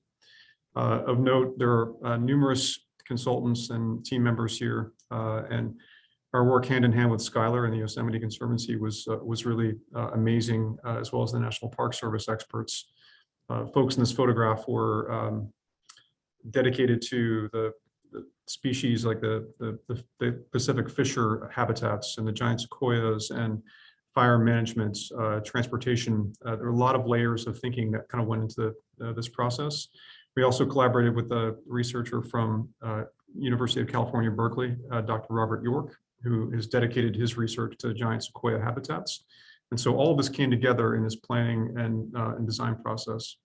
And so one of the things that we did really early in the process was thinking about the time scale. I think, Steve, I wanted to thank you for bringing us back to 1676 and thinking about the kind of longer arc of time that the redwoods at Big Basin represent, but also with Yosemite, many of these sequoias are actually thousands of years in age. The grizzly giant, thinking about our place in time with this, what felt like a very long process, actually is a very, very short amount of time in the larger span of thinking. And as we do think, I think we were challenged by Jay earlier in this discussion to think 100 years into the future and really wanted to think much more long-term. And so the decisions that we all make for Big Basin today will have implications many, many years from now for future generations of users. And so giant sequoias are a very particular, wonderful species and very symbolic in many ways for at both a regional and national scale. They are very needy in a very specific way. And so as we think about their context, their habitat really depends on a very specific and narrow band of climate with a rain-snow transition. It exists in very few places in the ideal circumstance in California. And so Mariposa Grove is one of those places, but it is constantly changing. And so we really wanted to identify how we can augment that in the future. But before we get into the details of the design, I wanted to invite Schuyler to talk a little bit more about the purpose and need for the project. Thank you, Brendan. And thank you for inviting me and having me here today. We had one overarching goal for this project, which was to restore the Mariposa Grove of giant sequoias so that it was most resilient as possible in the face of changing climate and increasing visitation. So, so we're onto something here with this concept of resiliency and how to make these places the most resilient as possible. And as Brendan mentioned, the significance of this place, I know that the state parks also very much feel that genesis of the park idea here at the Mariposa Grove, the 1864 Yosemite Grant Act that was signed by President Lincoln. And then the continuation of that story, this idea of preserving these areas for future generations and the weaving of that story into the whole national park idea. And it just captures how inspiring these trees are. So here we're looking at a photo of Roosevelt, who was toured around by John Muir to really inspire this conservation idea. So, so the significance felt big and the responsibility to do it right. Next slide, please. And so we did have a lot of issues and opportunities. And we had the luxury to plan it out, really. So we weren't reacting to a big catastrophic fire. So we had a lot of time to think about what we wanted the resource to feel like in terms of visitor experience. And we also spent the first 2 years just completing baseline studies. So this is a great example, the photos here of just some of the most egregious problems. We had parking lots right at the base of giant sequoias. So within the grove, we had roads that were inappropriately placed. A lot of old infrastructure, as Tim was saying, that much of it was historic, but not sensitively placed with resources in mind. And in the lower right-hand corner, you can see we actually had a tram that many of you may have ridden that would take people all through the grove. And in some places, the road was actually right there on the roots of the sequoia. In some places, actually, the trams were seen to have hit some of the giant sequoias. So, so these are just some of the most egregious issues, but we, in doing these 2 years of baseline studies, looked at everything from rare plants, wildlife. We did archaeological surveys, monitoring wells. So looking at hydrology was a really key piece of it. And then also looking at the cultural history of the place and really looking at those cultural values. Next slide.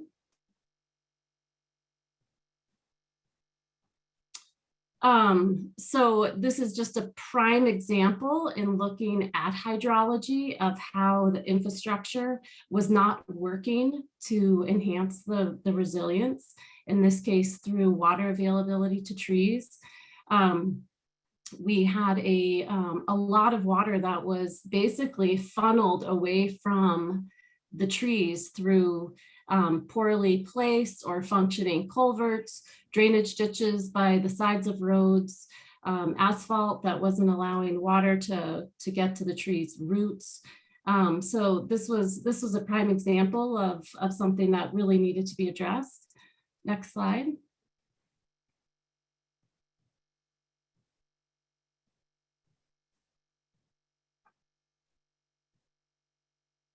Next slide, please. There you go. Thank you. And oh, next slide, please. Thanks. There we go. And so this created a real discontinuity of the experience. Discontinuity is kind of a kind word. It was disorganized. It felt extremely discombobulated as a visitor. And overall, I think the general experience felt almost disrespectful. I heard many Park Service people say, you know, how embarrassing it was, basically that the Park Service wasn't providing a good model in terms of stewardship. Next slide, please.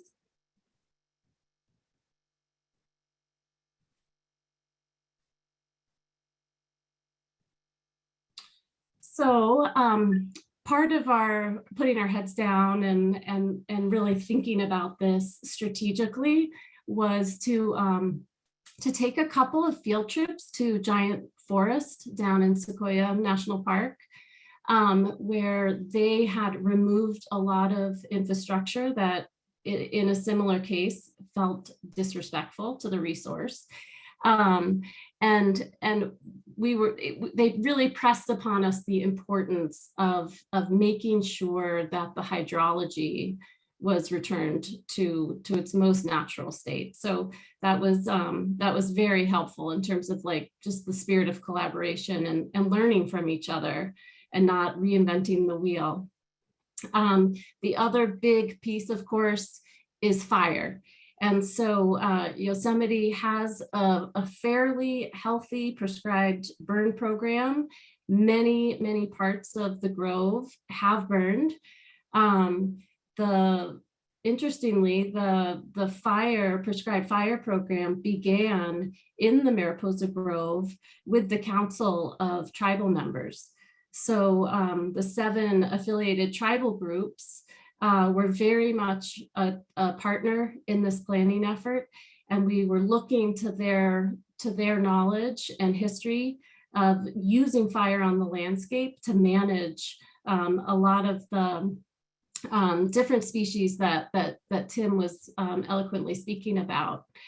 And of course, like all of the US, we had the result of a lot of fire suppression that had altered forest patterns and just created these areas of fuel loading and other issues we needed to look at. Next slide, please. So in thinking about Indigenous use of fire on the land, and in really being strategic about this project, the idea of instilling a sense of stewardship felt like a really important concept to increasing and maximizing resiliency, really putting the responsibility on everyone. So not just the landowner in this case. We really wanted to instill that sense of responsibility and stewardship in everyone who visited the Mariposa Grove. Next slide. So we worked very closely with the 7 affiliated tribes. We listened to visitors and really considered the whole ecosystem in approaching this whole project.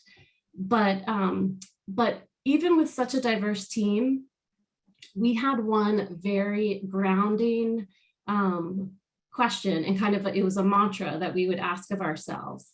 If we came to any kind of difficult crossroads or decision, it all was united under the question of, is it in the best interest of the trees? These are the trees that have inspired this entire concept of conservation. And so it made it really grounding and very much unifying for all of our disparate partners to ask that of each other. Is it in the best interest of the trees? So at that point, we were lucky enough to find Mithun and invite them to the table. And Brendan, I'll pass it back to you. Thank you, Schuyler. And that question about serving the trees as kind of the primary decision points, I think it was a really guiding light in our design process. And so we started the design thinking and doing a lot of research, understanding what had been done, what are the patterns, learning from other projects. And it's so inspiring to be able to share this work with the Big Basin dialogue in the sense of giving it a head start. But we had a lot of other considerations with design as well, beyond the trees, including how the infrastructure, the landscape design, how we respond with existing and future pieces of architecture and visitor services, and also circulation to create both functional and durable design, but also that would honor and promote ecosystem health for the trees. There were elements like the Galen Clark cabin in the Upper Grove that really were part of the historic fabric of this place. And so some of these, along with the kind of national park standards for Yosemite, really were a guiding light in some of the thinking around design and how to start. But much of our design process also considered the experience. And with Big Basin, this will be an incredibly important layer. And many of you with your comments tonight have already started to speak to this. But the idea of different modes of use, different points of access, and really being as inclusive as we could with the many different users and their needs and itineraries became sort of a layer of analysis that really dictated the master plan. We worked hand in hand with the Park Service, with many experts, including Dr. Karen Breitmeyer, to understand how accessibility really could create a new kind of experience. And so on opening day, there were some wonderful moments of people being able to experience the Grove in a new way, and really kind of going from this before picture of walking through the trams, sitting on the roots of the Sequoias, to something more like this vision, where there were more naturalized experiences and more direct connection with the ecosystem and the memory.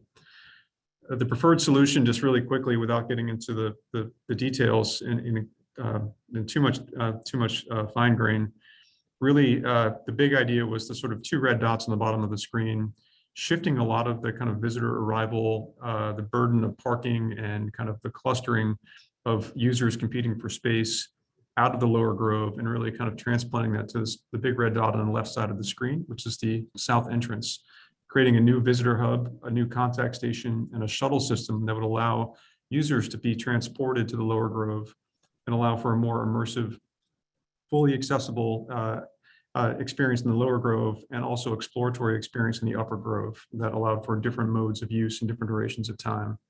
And as we thought about the buildings of this and the infrastructure to support this, many layers of considerations, but having enough space for comfort, for queuing, and also for wayfinding and interpretation of the south entrance, so that as people were transporting themselves to the Grove, there was an understanding and expectation about that experience, and also the storytelling of the Grove. And the storytelling of Big Basin will be an incredibly important layer of design and consideration for this project. The lower Grove itself, rich with many amazing sequoias, young and old, and the idea of a new fully accessible boardwalk loop that allowed visitors to be able to migrate and move through this rich ecology with uninterrupted hydrology became kind of the fulcrum of that lower Grove experience, with access to more remote trails that took you to the upper Grove. But this was a newfound experience that really is provided by the shuttle system. The idea of simple and durable materials, clear wayfinding, queuing space, and the idea of comfort, and really providing that kind of dependability of a resource for future visitors. The buildings and infrastructure were designed with simple materials in mind, the idea of fire retardant wood, concrete, stone, really building on the character and the sort of legacy of this place, but also with very simple defensible space for fire and maintenance that allowed for operations and maintenance to be sort of as low impact as possible, as well as energy use. And so many of these considerations will be driven in the Big Basin project as the design team gets a little bit further along. But the response is really about function and compatibility. And I think, to Skylar's point, letting the trees be the foreground, that became a really important driver. The wayfinding and clarity for visitors, this slide showing kind of the interpretive story of the Grove and of the history, became also a place for rest, place for gathering, and kind of station points for visitors to really understand what their experience was about to be. The team tried really hard to be as inclusive as possible while protecting the resource and the cultural resources and the natural resources of the Grove. And so you're seeing very prescribed paths, a very complete emotional experience in connection to the ecology, but visitors are no longer allowed to climb up and in and around the trees and compact the root zones. It's really about kind of managing expectations, but creating that very direct sense of intimacy. And so here you're seeing examples of that: elevated boardwalks that allow the hydrology to be complete through wetland and riparian zones, that really feeds the roots and creates more defensibility and more resilience in the trees. And the idea of really new innovative systems for the park to allow for some of this to happen, and working hand in hand with their trail crews in very much a design build fashion to explore new technologies like these helical piles that delicately work in and around root zones. The needs of the redwoods at Big Basin may be different, but the idea of really protecting the resource as we think about new elements and layers of movement will be an important consideration here as well as the character of these elements really kind of being compatible and allowing for gradations of natural restoration, all the things that Steve talked about to occur at Big Basin. The grand opening, I don't think we tested the point load of forces. Luckily, the boardwalks and other elements stood the test. And there was a really wonderful moment of kind of visitors being able to kind of access this resource and this kind of sublime environment in a very new way.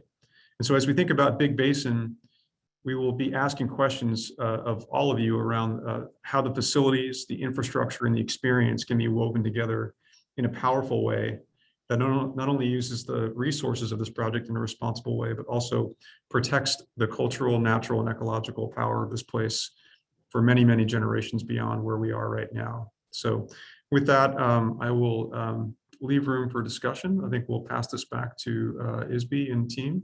But just wanted to say thank you for the invitation and also for sharing of all the information we've heard tonight. Great, thank you so much, Brendan and Skylar. That was fantastic. Again, like last time, we want to ask everyone to participate, share their thoughts through a quick poll, and then we'll jump into some time for questions and answers. The question you see here is which of the strategies, we heard about a lot of different strategies this last couple minutes. And what we'd like to hear is which of those strategies you think might be good to consider at Big Basin State Park. The strategies listed here, using a shuttle to reduce car traffic in the park. And we have a couple questions about that in the Q&A already. Creating elevated walkways through sensitive habitats. Providing large network of accessible trails. Installing barriers around sensitive resources such as the old growth trees. Replacing vehicle roads with trails. And locating high use facilities and activities. This could be campgrounds or visitor center, more high use areas outside of old growth areas. And lastly, prioritizing ecology and hydrology when designing infrastructure. Give you a few minutes to answer some of those.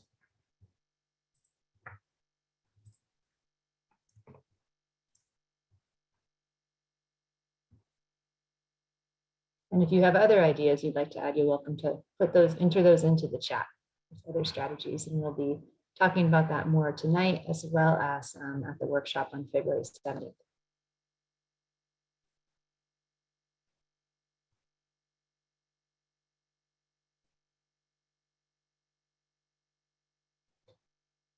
So far, more than half of everyone who has answered has supported each of the strategies. Some are more split. We'll give a couple more minutes.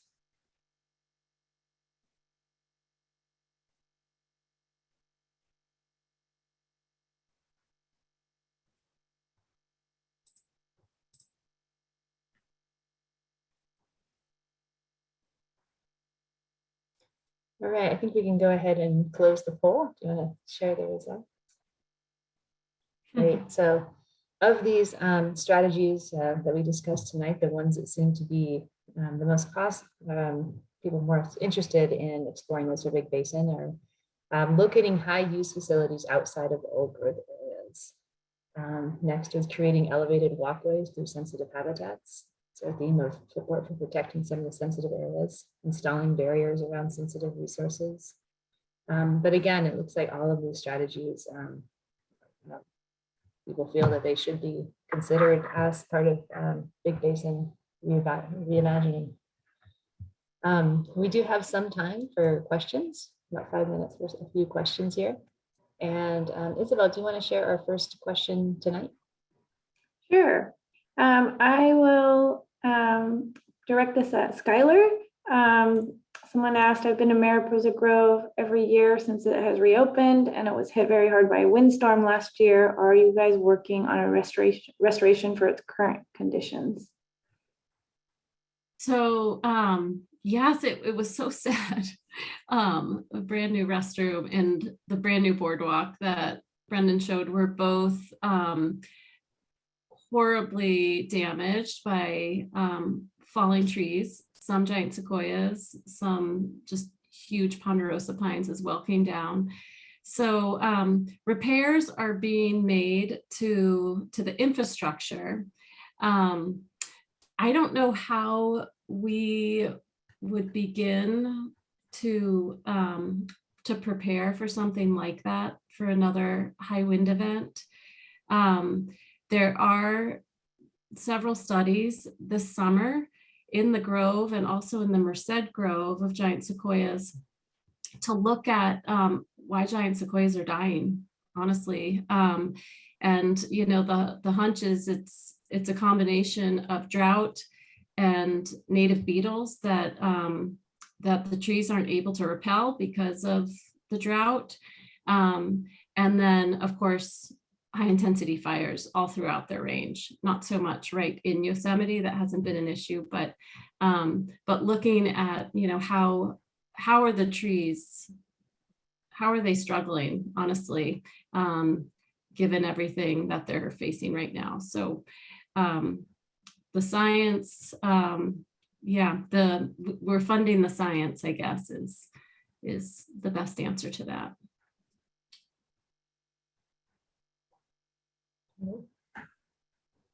All right. The next question is actually going to bring us back to probably Chris, maybe hopping around a little bit.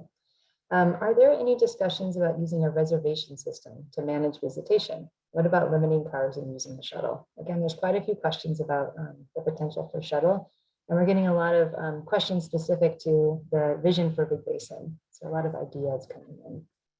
But Chris, do you want to talk about whether a reservation system is being considered? Yeah, great. And I'm impressed that people are thinking like that and are curious about it. I think that's great, because we're definitely thinking about different ways to make sure that we provide access and that we reduce congestion and that we have a good circulation. It's the complex thinking, nothing has been decided for sure, but we're definitely looking at a reservation system that could incorporate day use, which we have not done before. And the idea that we could shuttle people through the park is definitely something we want to explore. We will need more studies about transportation and what the constraints and possibilities are, but I think it's very encouraging. The public is supporting that type of thinking, and I'm really impressed with what our sister agency, National Parks, is being able to pioneer and provide great examples to us.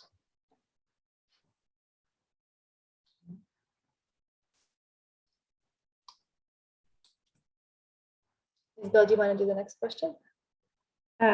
Great. Yes. I have a question. There are several questions about the entrance, Little Basin, incorporation of different designs and infrastructure. And I'll just mention that that is some of the conversation that we are going to be having in the next portion, and that we have future opportunities for weighing in, and we'll let you know this evening about the design workshop, a workshop coming up in February, where we'll be discussing in more detail some of the folks' design ideas. And we are starting with that conversation now this evening. And Chris, I don't know if you want to take a minute to address any of these additional consideration of design issues in the Q&A section. I guess I think what I'm hearing is there's interest to know about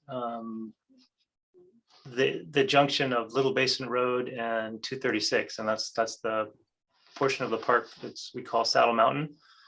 And many people might have remembered from the 2013 general plan that ideas were explored there to use that piece of property that's part of the park as a potential site to relocate some of the infrastructure that's in the heart of the basin. I think that in this reimagining, we're definitely looking at that as a strong possibility. And there's a lot to think about, and there's a lot of design considerations, but that is a strategically located piece of property that could allow for some innovative and creative ways of thinking about providing visitor services that are outside of the heart of the basin. I think I'll leave it there. Great. I think we have one more question, and then we'll move on to our other engagement activities. I think Brenda and Skylar, there's a question about how local communities are considered in this planning, and whether the different transportation and other improvements, how that affects the communities beyond. And I think this question is curious about Big Basin, but it'd be good to hear a little bit about how that applied in Mariposa Grove. I think Skylar can weigh in as well. I will say that during our planning process, there was a pretty extensive stakeholder outreach that and transportation studies, for example, that did include not just the Grove itself, but really kind of the surrounding precinct and kind of the greater kind of regional impacts to visitor flows. The south entrance is literally at the entrance of the park, so the gateway to surrounding communities was a really important consideration during different seasons. And so thinking about the many millions of visitors that utilize California parks and Big Basin, that will be an important overlay as well for this project. Great, thank you. And again, we're getting so many great creative ideas and questions come in, and I really do hope everyone comes to the design workshop on February 17th. Right now, we're going to move.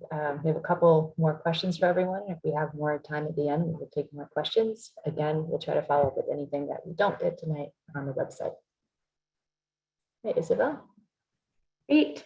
So now we're going to ask you if you're able to can follow the instructions on the next slide to go open another window if you're able on your browser in another tab and go to the website. This is to do a slightly more interactive and to have more graphic presentation of results.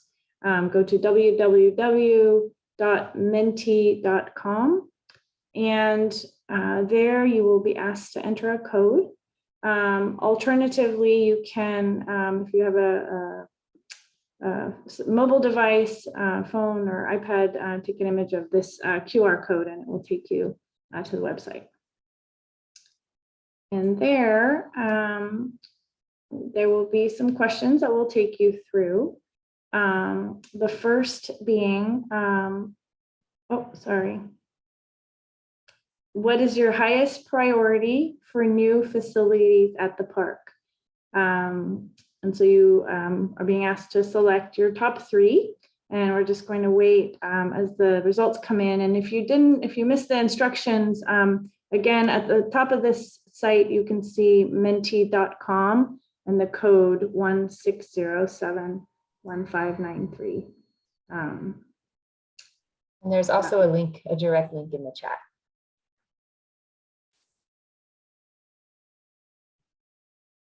Thank you, Lucy.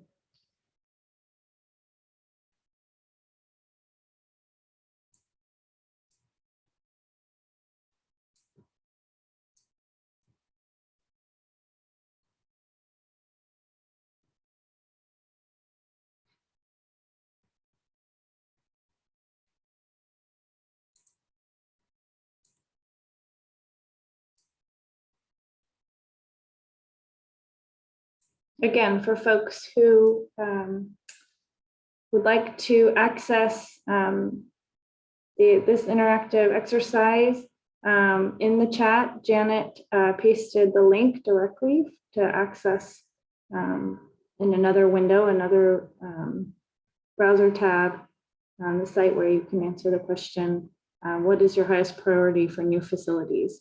And it has a variety of options in terms of qualities and characteristics of new facilities that could be considered in the rebuilding. And as the numbers start to slow down,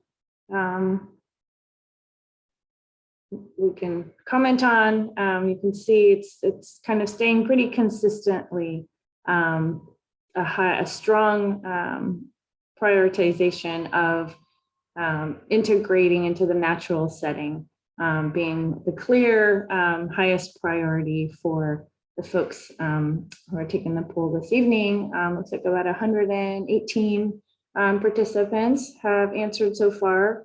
We'll leave this up just a little longer, then we'll move on to the next one.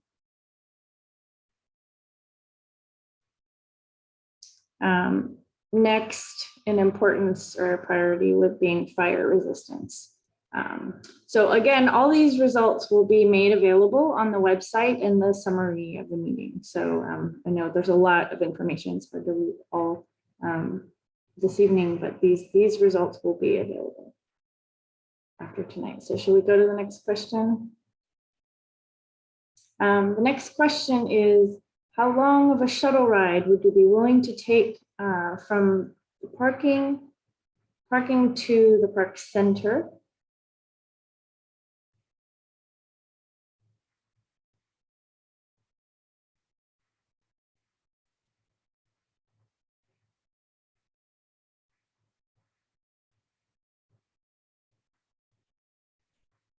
Again, looks like a preference for the kind of middle range that we provided here, which is about a 15-minute shuttle ride.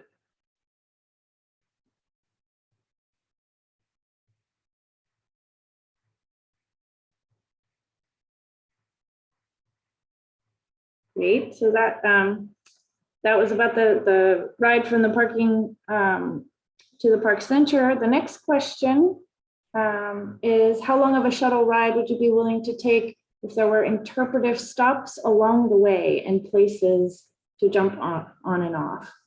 So kind of a more extensive experience with the shuttle, not just going from the car parking area to the center of the park.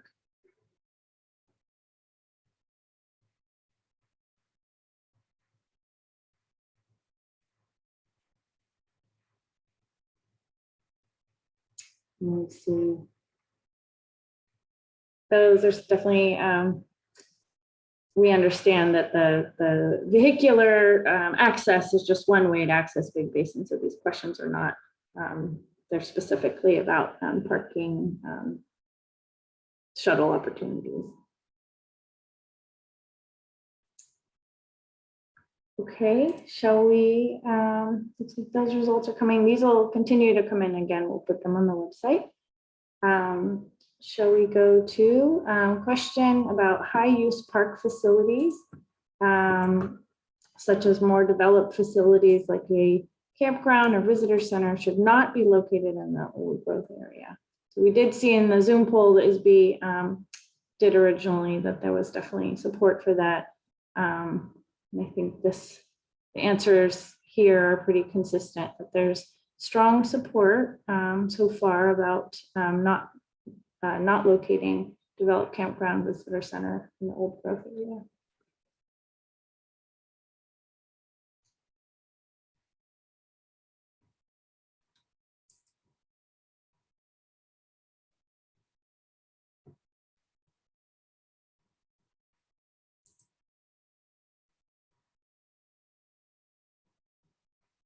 Great.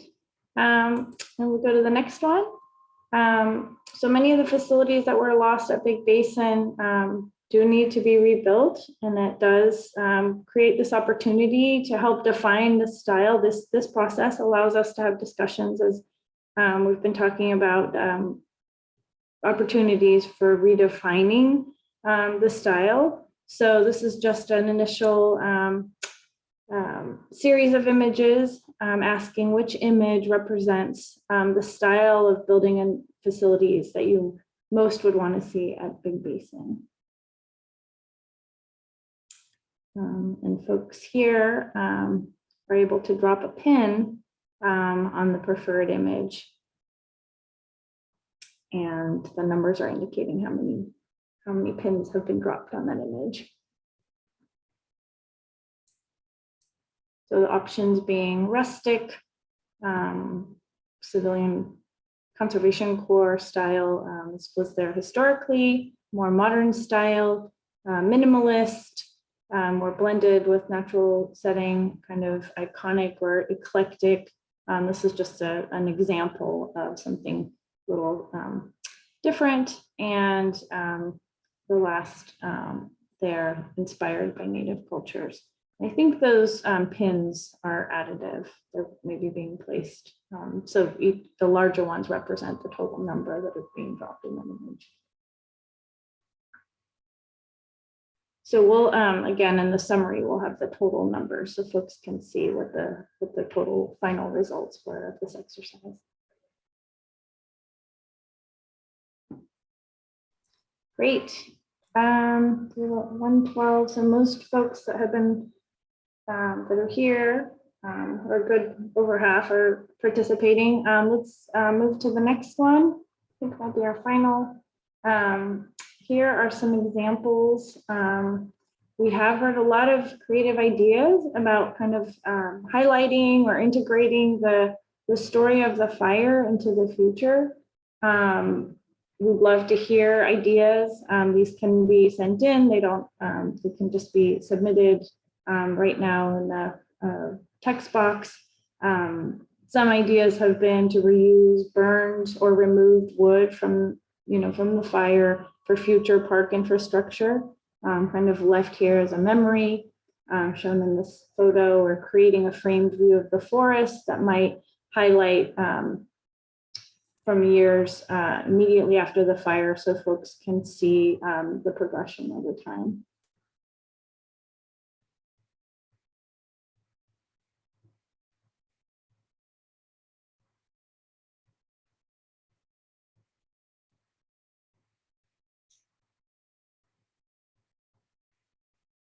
Time-lapse photos. I'll just read some of the boxes coming in, leaving some of the burned infrastructure, leaving snags that aren't dangerous, photo exhibit with before and after, fire trail. These are great ideas. This is exactly the kind of idea that we're hoping to get this evening and through the website activity, that the hashtag activity that is being described. So if you have ideas like this or images, we do welcome your ideas and your submissions. Showing a spot of the park before and after the fire, time lapse, a lot of support for time lapse before and after, showing the transition. They'll visualize scientific data showing before, after prescribed burn, interpretive panels. All great ideas. So we will again record these. Feel free to continue submitting ideas. With that, we will wrap up here, and I will, I think we're at time, so I want to make sure that we give time to folks. We have another question of parks and open space that could serve as inspiration for Big Basin, and I think that's also a point of the social media activity, is to send in photos, ideas, names of other places that serve as inspiration and can be considered as we continue this visioning conversation. And with that, I'll let a few comments come in, but I know I want to be respectful of everyone's time and want to thank our presenters.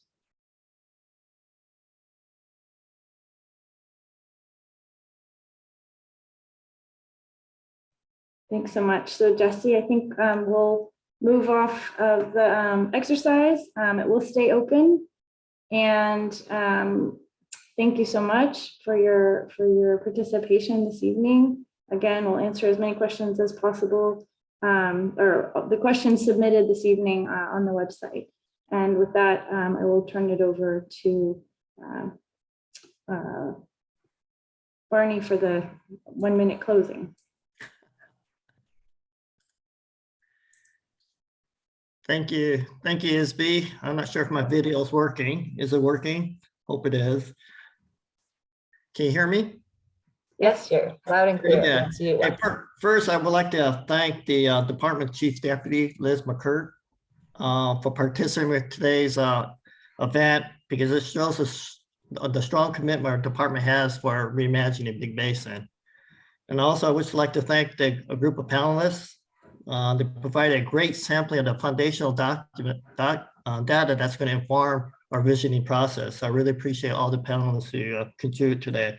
And finally, I wish to thank the over 200 participants who logged into today's event, because it's going to be critical for your continued participation with this process in order to make this visioning process a success. And one thing I'm going to be very excited about, or am very excited about, is the next workshop that we're going to have, which Placeworks alluded to. It's going to be held on February 17th. And more data is going to be posted on the website. So I encourage all of you to continue to monitor the Reimagine Big Basin website for additional information. And finally, I'd like to thank Placeworks for managing this process and this event. And I wish everybody a good evening. Thank you.